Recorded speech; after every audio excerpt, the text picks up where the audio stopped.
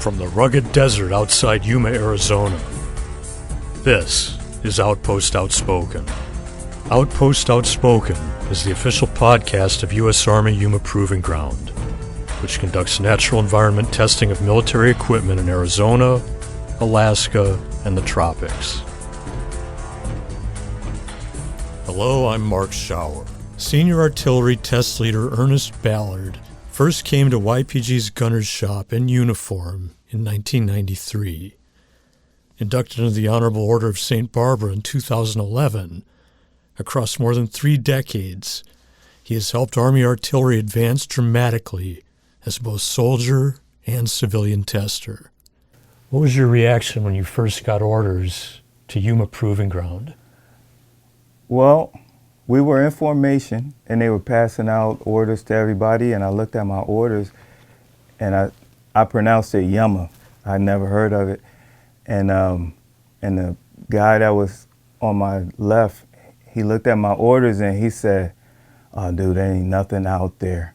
It's all desert." And he told me I was up the road. You're not gonna like it. And I would have cried, but I was surrounded by men. And I was only 19, 20 years old. So I was still a kid. And I thought I would get stationed in North Carolina or, close to family. And to get stationed all the way over here in Arizona, I didn't like it. But over the course of the next 31 years, it must have grown on you a little bit. It did. But the cool part is I'm very fortunate that I've been in a position to be able to travel when I wanted to.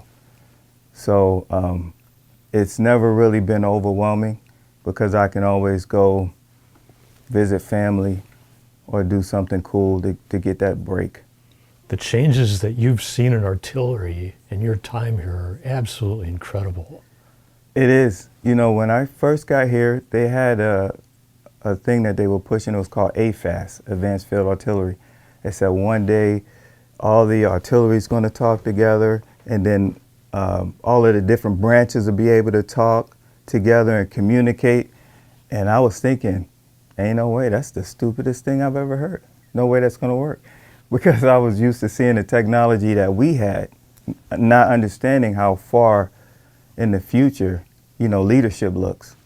So it's been a wild ride to see a lot of the things that's come through that we've tested, some successful, some not so successful, but yeah, it's been a lot of stuff come very, very far.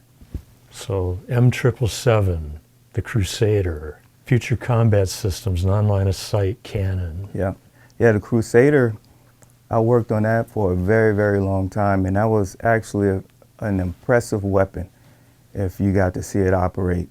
It's one of the only weapons I've ever seen 10 rounds in the sky at the same time. The NLOS was kind of close to it, but it wasn't as good. The 777, tested it from XM777 to the time it's now fielded. And I remember the first time some reps that we were working with got word that we engaged the enemy with the 777, and they were so excited. And I was like, wow. I've been on that thing all of these years, and to get it to this point, and now it's helping us in combat.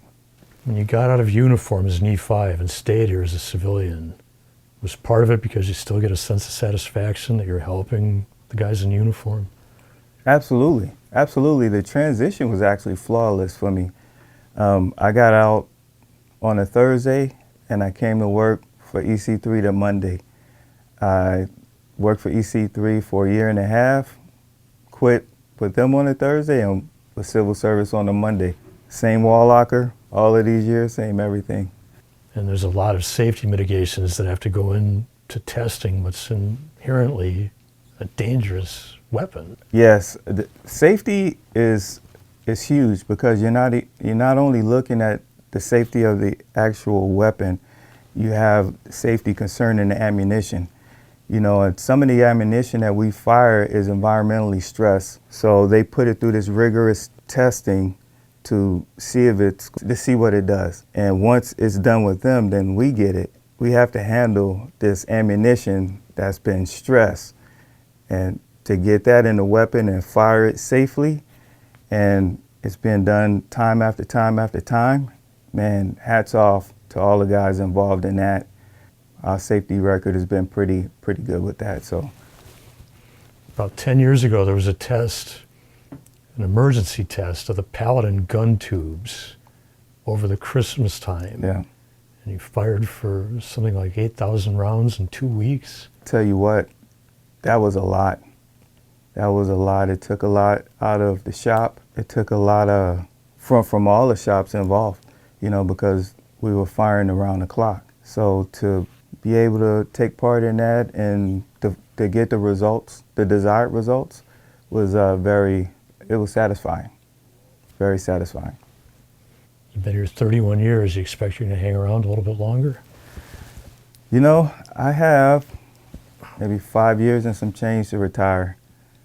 I don't know if I'll hang through maybe like 2 months. It depends on my wife, because she has at least 2 more years after I retire. But when I was younger and I'm in the heat every day, working hard every day, eating dirt, and I'm like, I can't wait to retire. I can't wait to get out of this.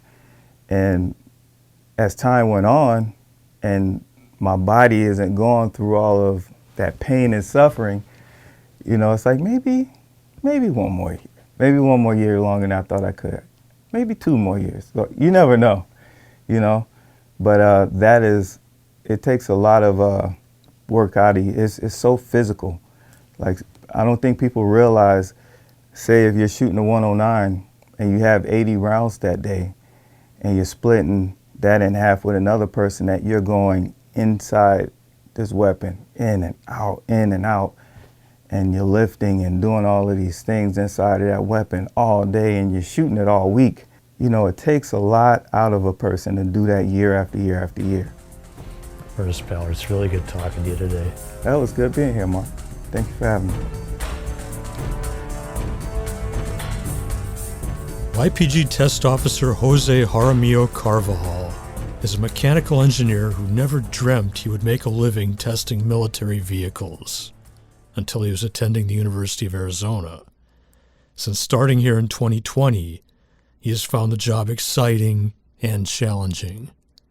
Growing up in Yuma, had you heard much about Yuma Proving Ground? It wasn't up until I was actually in college and I started looking into what my path was going to be in my career. And when I started seeing engineering, that's when I started looking around, like what were the opportunities that were going to be offered here in Yuma before I was considering to actually move out to other town.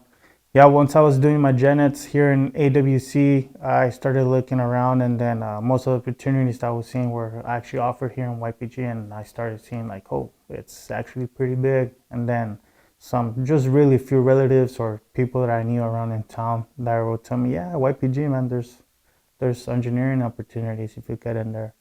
I was actually going towards system engineering that's actually offered here full around on the Yuma campus. And then, but I decided to do mechanical engineering, which actually required me to move out into Tucson to main campus to complete the career, so which I did. It took me 2 years, and then there was a lot of jobs being offered out of there as well. But I still considered kind of like the YPG career first. So as soon as the position opened up, I applied right away, and then within 3 months, that's when I got hired here. Yeah. Why did you choose mechanical engineering? So I'm actually a pretty hands-on guy. Ever since I was little, just being with my dad a lot, he was pretty much just really involved with automotive and just fixing our own cars and whatnot.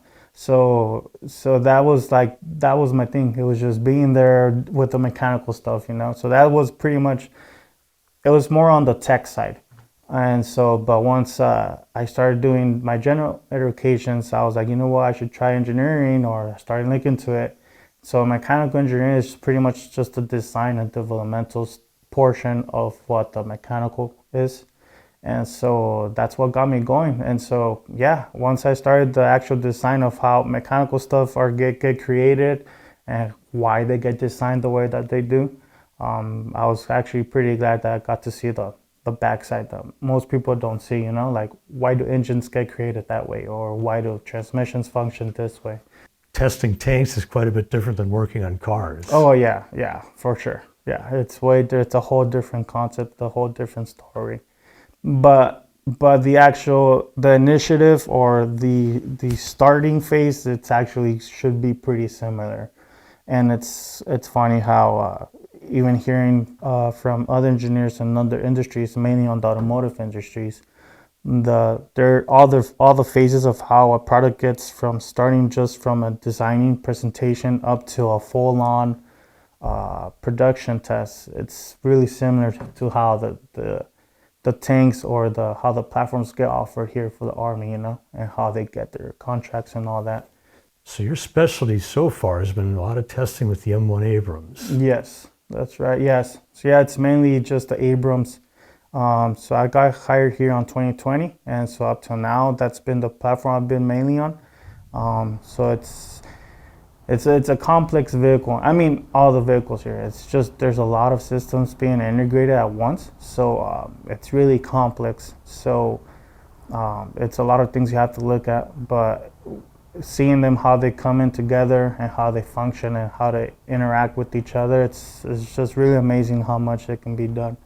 Do you find your work meaningful for the soldiers? For sure, yes. I mean, there has been some events where it's brought up from our customers that really it can really stand out of how important it is for them, because not just to them, but actual people on the fields. There has been events where we're testing here some items to fail because that's what's being seen on the field. So when we're able to actually develop something that we can see the whole failure analysis of a specific item and how it's failing. Once we provide that information, it really just opens the eyes and just really guides them through in the correct path of how it can be redesigned and how it can be just corrected, you know? And that's what really the main focus is whatever the people out on the field are seeing that they don't like, or people that's just really inhibiting from them to actually performing a task, and that gets passed down up to here, and then we get to actually do the correction, or at least try to find a correct path to do a correction. It's just really intriguing. It's just really involved, so it's nice. Yeah. Do you expect you'll stay at YPG for a while? For sure, yes. It was kind of like the same story as many others, where it's like, it can be a good starting job, you know, it can be a good starting position or starting point, but there's a lot of stuff here that really just keep you attached. And so yes, I think I want to say it's probably a long-term employment and a long-term story here. Yeah, definitely. It's really good talking to you. I want to say thanks. Yeah, for sure. This has been Outpost Outspoken. Thank you again for listening. We'll see you next time from the forefront of Army transformation.